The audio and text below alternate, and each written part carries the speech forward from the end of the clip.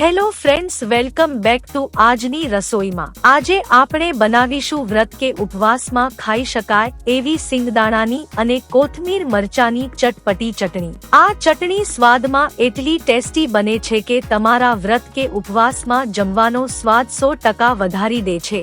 અને આ ચટણી છે ને એ તમે એકવાર બનાવીને 4 થી 5 દિવસ સુધી સ્ટોર પણ કરી શકો છો। તો ચાલો બનાવી લઈએ વ્રત કે ઉપવાસમાં ખાઈ શકાય એવી ચટણીઓ। રેસીપી ગમે તો વિડીયોને લાઈક કરજો, શેર કરજો અને આવા જ વિડીયો માટે મારી ચેનલને સબસ્ક્રાઇબ કરજો। તો સૌથી પહેલા બનાવીશું વ્રત કે ઉપવાસમાં ખાઈ શકાય એવી સિંગદાણાની ચટણી। તો 1 વાટકી સિંગદાણા લીધા છે।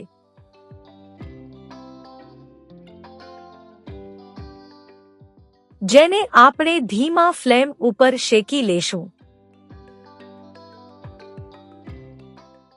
જેનાથી તેના ફોતરા સરળતાથી નીકળી જાય। સિંગદાણા સરખા શેકી લીધા છે તો હાથમાં લઈ ચેક કરી લેશું તો સિંગદાણામાંથી ફોતરી નીકળી જાય છે। હવે ગેસને બંધ કરી તેને ઠંડી થવા દેશું। હવે સિંગદાણા ઠંડા થઈ ગયા છે એટલે હાથેથી મસળીને તેના ફોતરા નીકાળી લેશું। અહીં આપણે 70% ફોતરા નીકાળેલા સિંગદાણા લેવાના છે અને 30% ફોતરાવાળા, જેથી ચટણીનો કલર સરસ આવે છે। હવે મિક્સર જારમાં આ સિંગદાણા નાખીને અધકચરા પીસી લેશું।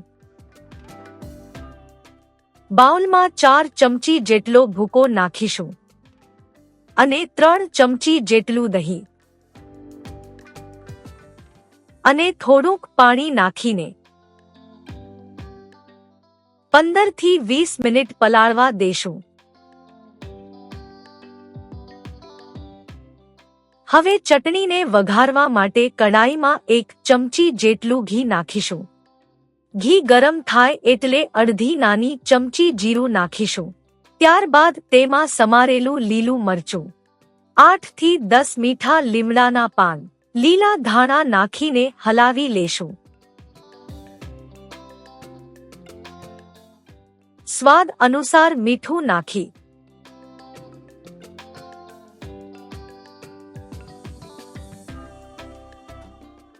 ત્યારબાદ સિંગદાણાનો ભૂક્કો જે પલાળ્યો હતો એ નાખી દેશું। તો ચટણીનો વઘાર થઈ ગયો છે।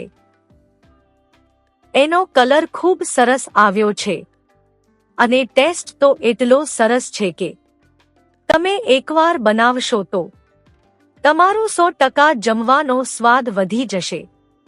તો તૈયાર છે આપણી સિંગદાણાની ચટપટી ચટણી। હવે બનાવી લઈએ લીલા ધાણાની ચટણી।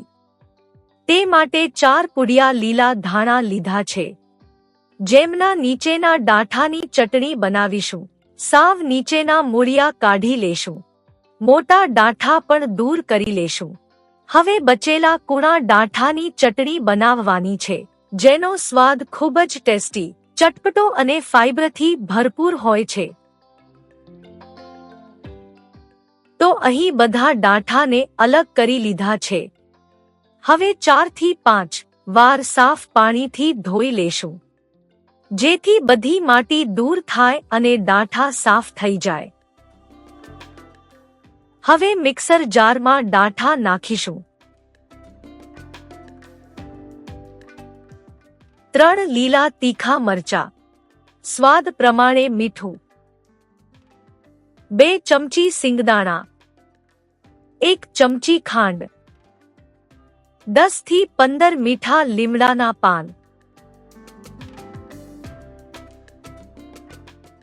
અને મોટા અડધા લીંબુનો રસ નાખીશું।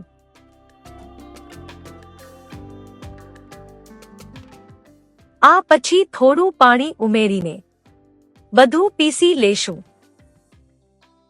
તો એકદમ સરસ ચટાકેદાર એવી લીલા ધાણાની ચટણી તૈયાર છે। અને હા, એ ટેસ્ટમાં પણ એટલી સરસ લાગે છે કે તમે જરૂરથી ફરીથી બનાવો એવી છે। તો વ્રત કે ઉપવાસ માટેની આ 2 ચટણીઓ તમે ક્યારેય ન બનાવી હોય તો એકવાર જરૂર ટ્રાય કરજો। રેસીપી ગમી હોય તો વિડીયોને લાઇક કરજો અને ચેનલને સબસ્ક્રાઇબ કરવાનું ભૂલતા નહીં. ફરી મળીશું એક નવી રેસીપી સાથે.